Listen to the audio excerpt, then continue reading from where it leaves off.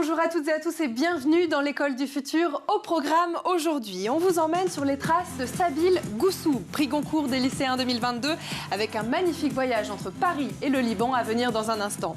Et puis elle a une idée derrière la tech, c'est Dorit Naon qui est avec nous aujourd'hui et qui nous accompagne tout au long de cette émission. Bonjour Dorit, de quoi allons-nous parler aujourd'hui? Hello, aujourd'hui on va parler de discrimination à l'embauche et de comment faire du recrutement inclusif. On voit ça dans un instant. Et puis elle a quitté son poste de professeur à l'Éducation nationale pour devenir entrepreneuse. Elle a créé Plume, un logiciel d'apprentissage ludique de l'écriture. Et malgré les difficultés et les doutes, sa reconversion est un vrai succès. On a beaucoup de chance de la recevoir aujourd'hui. Elle s'appelle Aude Guénaud. Bonjour. Bonjour. Vous êtes la fondatrice de Plume et elle est notre invitée aujourd'hui. On en parle dans un instant, dans la première partie du talk. Mais d'abord, focus. Les lycéens ont tranché, c'était le 24 novembre 2022. Ils ont choisi de sacrer Sabile Goussou avec son livre Beyrouth-sur-Seine.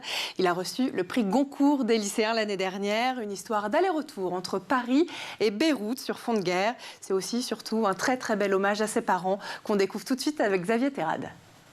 Le prix Goncourt des lycéens 2022, organisé par la FNAC et le ministère de l'Éducation nationale et de la jeunesse, sous le haut patronage de l'Académie Goncourt, a été attribué à Sabile Goussou. À la fois personnel et universel, à la fois devoir de mémoire en racontant un bout d'histoire avec un autre regard, à la fois une déclaration d'amour à la France, au Liban, mais surtout à ses parents. Le livre de Sabile Goussou, Beyrouth-sur-Seine, a reçu le prix Goncourt des lycéens 2022, un ouvrage dont l'idée lui est venue après la révolution en 2019 au Liban. C'est-à-dire qu'en fait, quand je suis rentré de la révolution au Liban, je pense qu'une révolution fait naître plein de petites révolutions.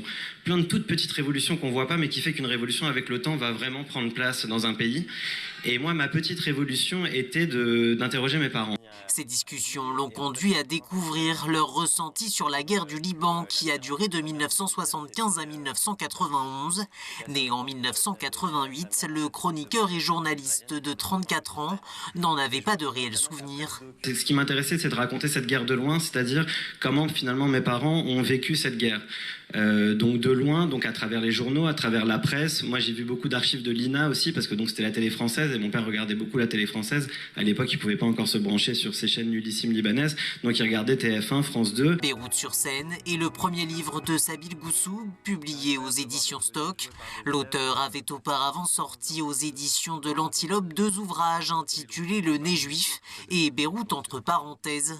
Je pense que tout Libanais qui vit à Paris est un peu à Beyrouth. Et j'en parle de plus en plus avec des amis à moi qui sont ou franco-libanais ou qui sont libanais et qui sont venus à Paris. Et quand je leur demande pourquoi vous avez choisi Paris, ils me font c'est parce qu'on n'est pas loin du Liban et que s'il y a un truc, je peux y aller en 2 secondes. Pour l'auteur, se rapprocher du Liban, c'est aussi être au plus près de ses parents, qui sont la principale source d'inspiration de ce 3e roman, bien évidemment autobiographique. C'est une histoire qui est inspirée d'abord de la vie de mes parents. Mes parents sont arrivés, ils sont libanais, ils sont arrivés à Paris en 1975.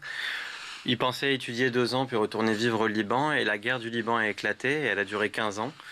Comme beaucoup de Libanais à l'époque, ils pensaient que la guerre allait s'arrêter 1 mois après, 1 an après, et donc ils allaient pouvoir retourner. Et finalement, ils ne sont jamais retournés au Liban et ils vivent encore aujourd'hui à Paris. Même si Sabile Goussou est né à Paris, ses parents lui ont transmis leur fort attachement au Liban, un pays qu'il a toujours au cœur, mais l'auteur a le sentiment d'avoir bouclé la boucle et se prépare à surprendre ses lecteurs. Il a déjà un projet d'ouvrage dont l'intrigue se passerait ailleurs.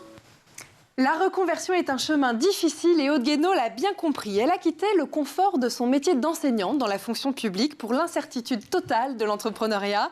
Elle a subi aussi l'incompréhension de ses proches, a réalisé un véritable saut dans le vide. C'est justement ce dont on va parler dans la première partie du talk. Merci encore Aude Guénaud d'être avec nous aujourd'hui. Je le disais en introduction, vous avez abandonné votre poste de professeur de français, c'est ça, dans un collège des Yvelines en 2018.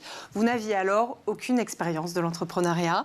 Votre idée, vous la puisez dans vos 14 années d'enseignement, c'est énorme. Qu'est-ce qui vous est arrivé au bout de 14 ans? Est-ce que vous avez eu un peu une sorte de ras-le-bol de l'éducation nationale? Est-ce que c'est un constat, une envie de faire bouger les choses? Pas du tout un ras-le-bol, je dirais plutôt un amour profond pour l'enseignement. Je suis tombée amoureuse du fait d'enseigner quand j'ai enseigné, immédiatement. Je me rappelle quasiment de tous mes élèves. Donc, mais en fait, je comprenais à quel point c'était fondamental pour ces élèves d'apprendre à écrire et à rédiger. Et en réalité, on en faisait... le fait d'écrire, la rédaction, on en faisait quelque chose d'assez horrible pour eux, en fait. On passait notre temps à les évaluer. Les enfants, en fait, ils veulent pas être évalués. Ils sont comme les adultes, en fait. Ils veulent dire leur rapport au monde, ils veulent dire leurs idées. Et c'est complètement contre-productif la façon dont je m'y prenais. Donc j'ai décidé de créer une application, un moyen d'enseigner de façon pertinente, surtout performante, l'expression écrite. Voilà. Et ça s'appelle Plume. Alors vous commencez l'aventure d'une manière assez originale par une page Facebook sur laquelle vous présentez votre idée et vous proposez aux enfants d'envoyer des histoires à compléter. Le Grand Saut, lui, intervient lorsque vous mettez en disponibilité. Je crois que vous l'êtes encore aujourd'hui. C'est un énorme saut dans le vide parce qu'en tant que fonctionnaire, quand on se met en disponibilité, on n'a pas le droit au chômage, c'est ça? Oui, complètement. Alors, c'était une période assez douloureuse dans le sens où il a fallu faire une traversée du désert pendant 17 mois, de ne pas être payé. J'ai emprunté de l'argent à mon associé. Mon mari a beaucoup aussi aidé en choisissant... de me soutenir.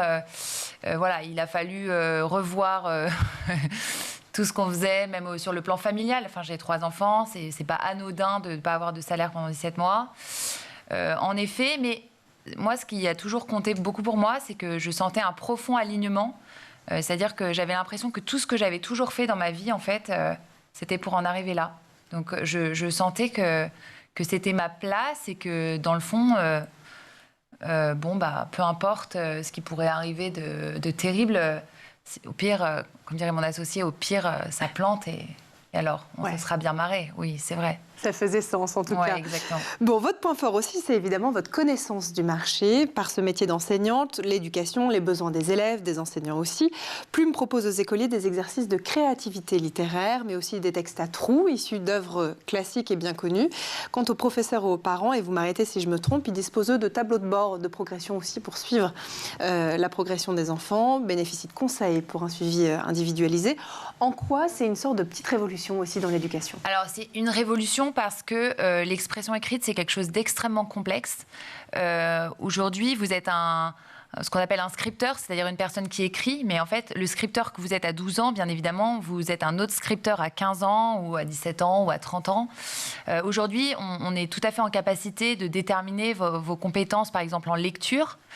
C'est pas le cas en expression écrite. Donc, en fait, nous, on a développé vraiment tout un pan de recherche, notamment avec le CNRS, pour caractériser, en fait, l'écrit des enfants. Et en fonction de ce qu'ils écrivent, on est en capacité de générer des activités adaptées à leur profil de scripteur. Donc ça, c'est unique au monde. Déjà unique au monde parce qu'on est les seuls à disposer de bibliothèques d'écrits d'enfants et être en capacité de copiloter en fait l'apprentissage de l'expression écrite pour les enseignants. Et ensuite, parce qu'on est les seuls en fait à proposer du sur-mesure pour tous ces enfants.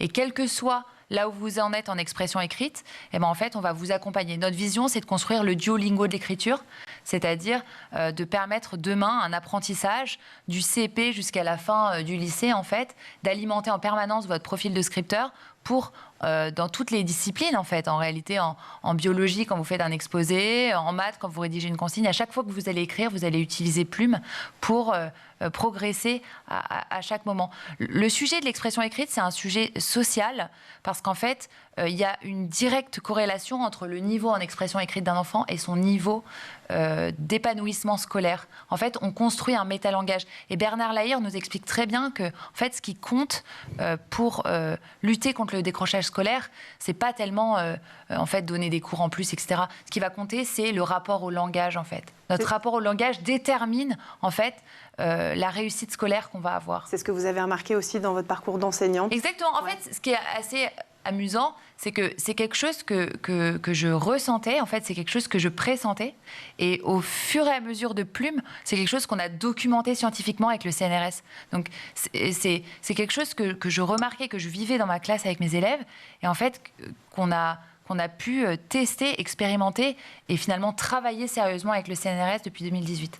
Vous comprenez aussi vite que votre expérience professionnelle, justement d'enseignante, est un vivier totale de compétences et d'idées inestimables. Est-ce que l'enseignement et l'entrepreneuriat, quelque part, c'est un peu la même chose? Est-ce qu'ils ont des points communs ou au contraire, c'est deux mondes complètement différents? Mais c'est totalement pareil. Les enseignants sont des entrepreneurs qui s'ignorent. Je veux dire, moi j'ai enseigné dans des endroits très, très fragiles. Si vous n'êtes pas un petit peu performant, vous recevez des trucs, quoi. Donc en fait, il faut être en permanence, bien sûr, dans l'innovation, dans la relation, dans la résolution de problèmes. La caractéristique des enseignants, quand même, c'est qu'ils sont fondamentalement seuls. C'est pas un reproche que j'adresse, c'est un constat. En réalité, vous êtes seul sur scène, vous êtes seul pour trouver des solutions, vous avez autant de problèmes à résoudre que de situations d'enseignement. Donc il faut en permanence être innovant et être performatif. Vous ne pouvez pas vous permettre de ne pas réussir. Donc c'est exactement pareil pour l'entrepreneuriat. En fait, c'est une succession de problèmes à résoudre qui sont plus ou moins difficiles, qui demandent plus ou moins de travail. Et je crois que les enseignants ont cette capacité, en fait, cette résilience exceptionnelle de résoudre des problèmes pour faire avancer leurs élèves. Il faudrait aujourd'hui que les enseignants se rapprochent peut-être du monde de l'entreprise ou que l'éducation nationale... Moi, je passe mon temps à recruter des enseignants. Donc, si vous êtes enseignant, venez chez Plume. Il y a un petit appel au recrutement. Bien sûr.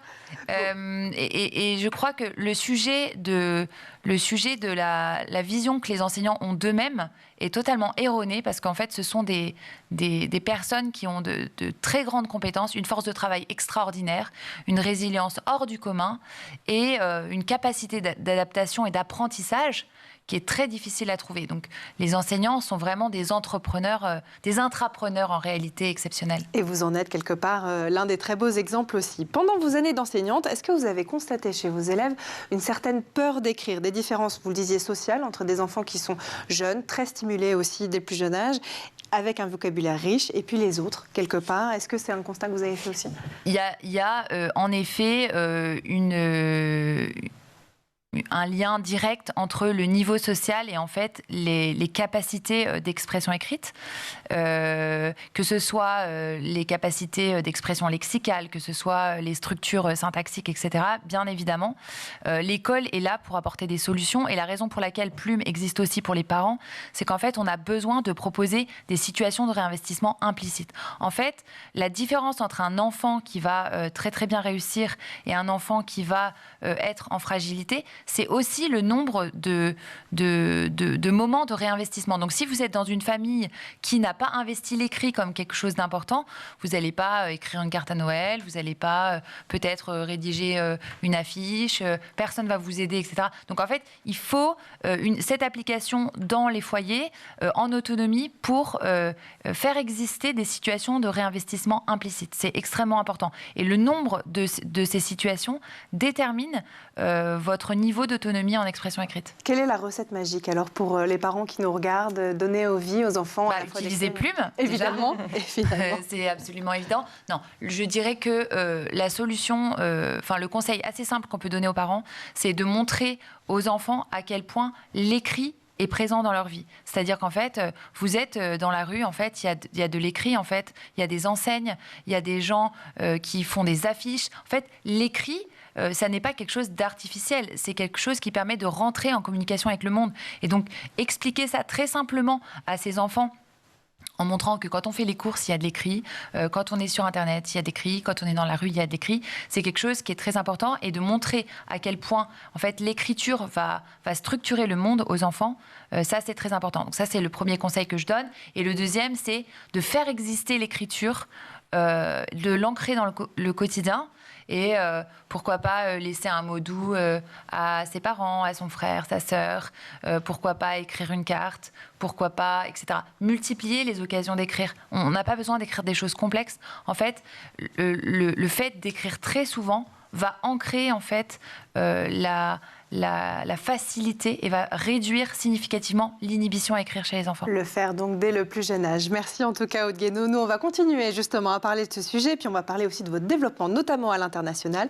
Juste avant, suspense, on va faire un tour du côté de la planète tech. Images, vidéos, c'est le meilleur d'Internet et c'est évidemment dans le zap d'Edouard Deniau.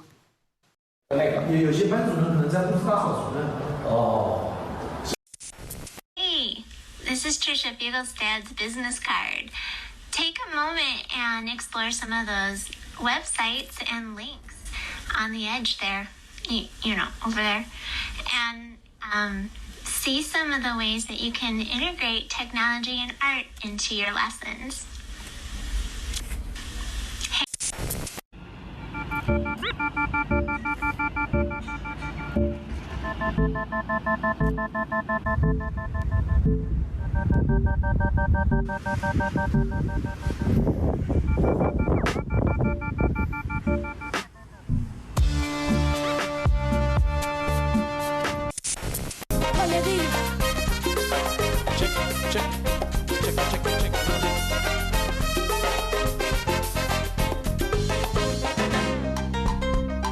Mano para arriba todo el mundo.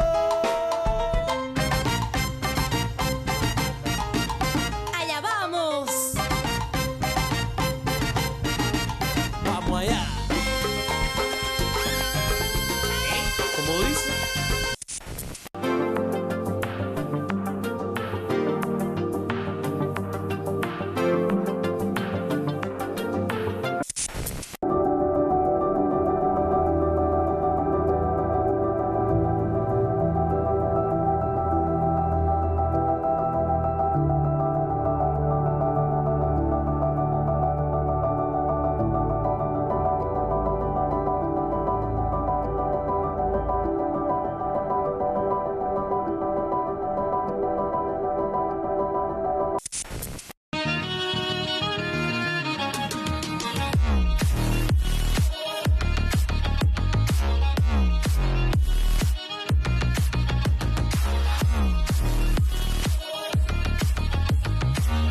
On est de retour, toujours sur le plateau de l'École du Futur et avec notre invitée Aude Guénaud, la fondatrice de Plume. Mais juste avant de reprendre nos discussions, on va laisser place à la chronique de Dorit Naon qui a une idée derrière la tech. Dorit, merci encore d'être avec nous. Aujourd'hui, on va parler avec vous de discrimination à l'embauche et notamment sur l'origine. Vous pouvez nous en dire plus ? Si vous vous appelez Yacine, Fatima ou Leïla, vous avez 25% de chances de moins d'avoir une réponse à une candidature. C'est ce qu'a révélé une enquête faite par les chercheurs de l'Université de Paris-Est-Créteil. Et je crois justement qu'il y a une expérience qui a été faite sur ces sujets de discrimination pour la vérifier. Ouais. Ça ? Sur 2400 offres d'emploi, il y a eu 4 fausses candidatures envoyées par offre, 2 avec des noms de candidats à consonance française et 2 avec des noms de candidats à consonance maghrébine, un homme et une femme à chaque fois. Et c'est le même niveau de compétence pour toutes les candidatures. Alors on attend justement la révélation. Qu'est-ce que ça a donné au niveau des candidatures ? Alors c'est l'ISM Quorum qui a analysé les résultats sous la supervision du ministère du Travail. C'est une association qui lutte contre les discriminations. Déjà, une personne maghrébine doit envoyer 1,5 fois plus de CV qu'une personne qui a les mêmes compétences que quelqu'un qui a un nom qui sonne français. Mais on a d'autres chiffres. Concrètement, les Maghrébins ont quasiment un tiers de chances en moins d'être rappelés et 20,5% des candidatures d'origine supposément maghrébine sont refusées par les employeurs et 14,1% les ignorent tout simplement. C'est quoi l'évolution alors côté RH sur cette discrimination ? On a Mehdi Ramdani, le rédacteur en chef de LinkedIn Actualité, qui a lancé un appel à témoignage sur les discriminations à l'embauche sur LinkedIn. Donc. Et on a le témoignage de Claire qui dit « Jusqu'au début des années 2000, certaines entreprises nous disaient « pas d'arabe, pas de noir, mais ce sont des pratiques qui ont disparu ». Alors, on est en droit de se demander si 20 ans après, ça a vraiment disparu ou non. On a un témoignage justement d'Amandine qui a travaillé récemment dans une entreprise d'intérim. Elle dit « On a fait une campagne de recrutement de préparateurs de commandes pour un grand constructeur automobile. On a reçu pour consigne de ne sélectionner ni noirs ni femmes. » Apparemment, ce n'était pas la première fois que ça arrivait. J'ai aussi pu constater que les noms maghrébins étaient rarement retenus par les entreprises.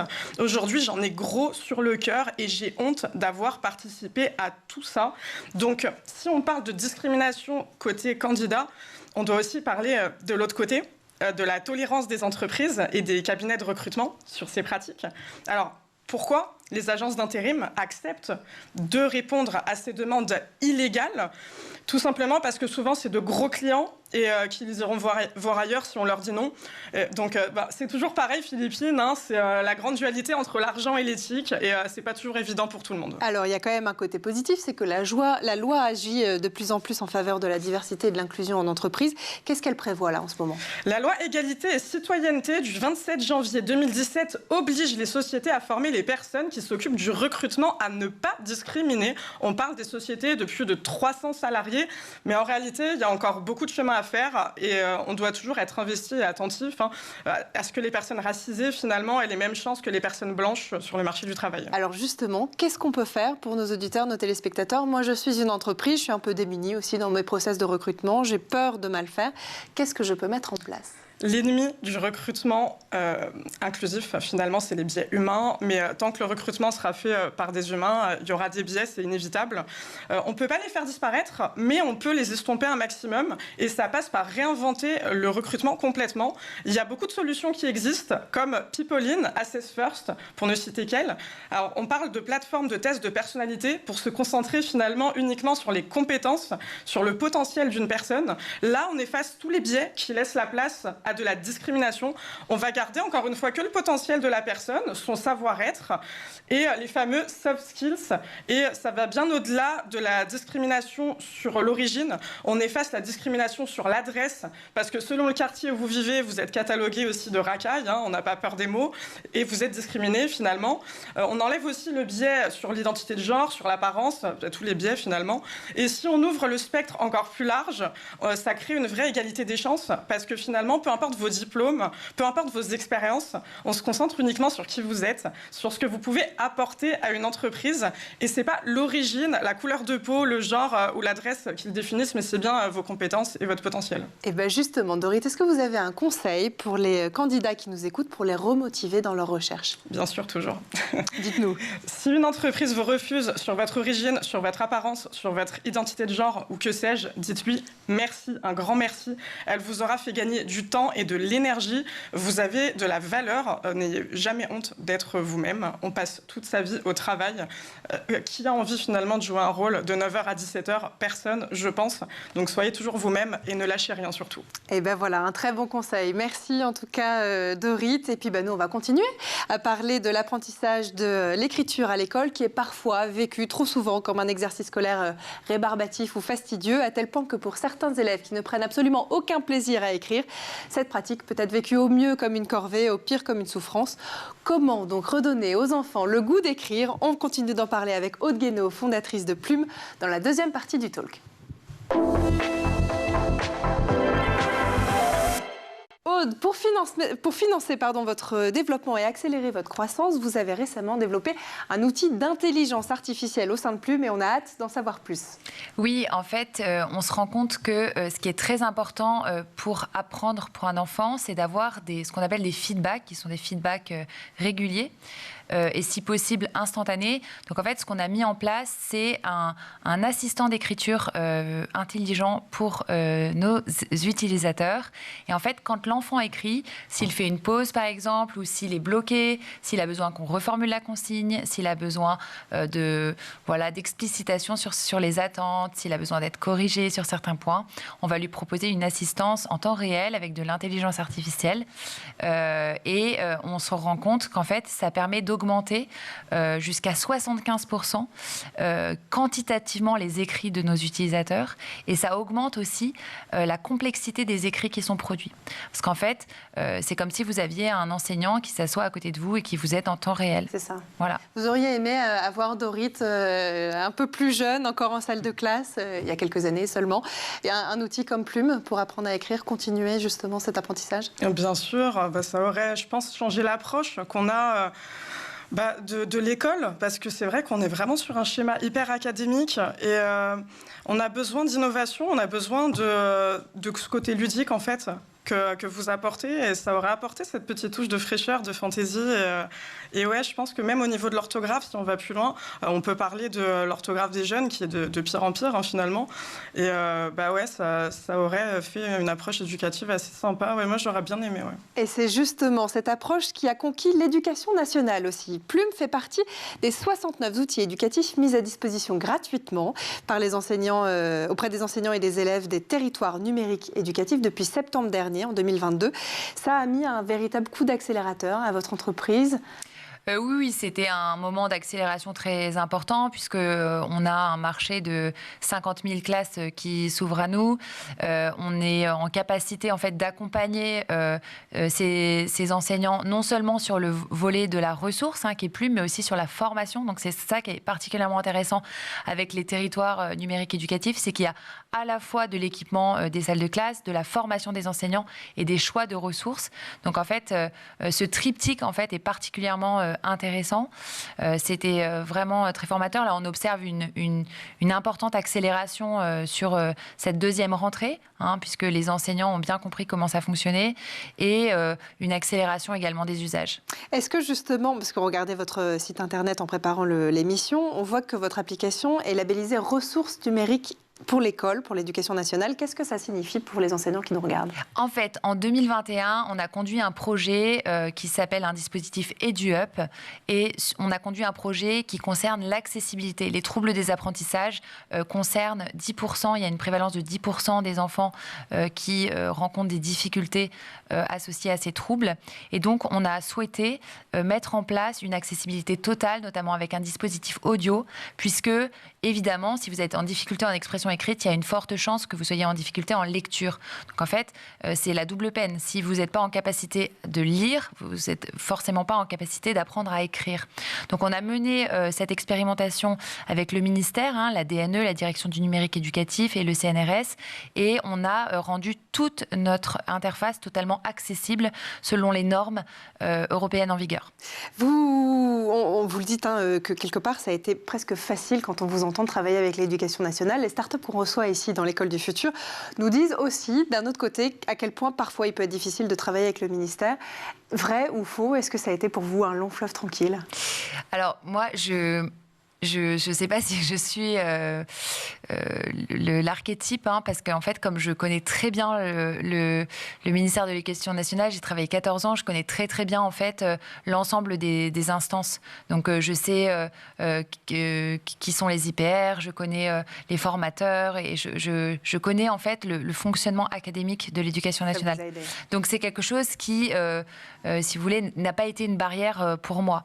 Après, j'entends tout à fait que certaines startups sont en difficulté parce qu'en fait, le temps d'une startup n'est évidemment pas le temps du ministère.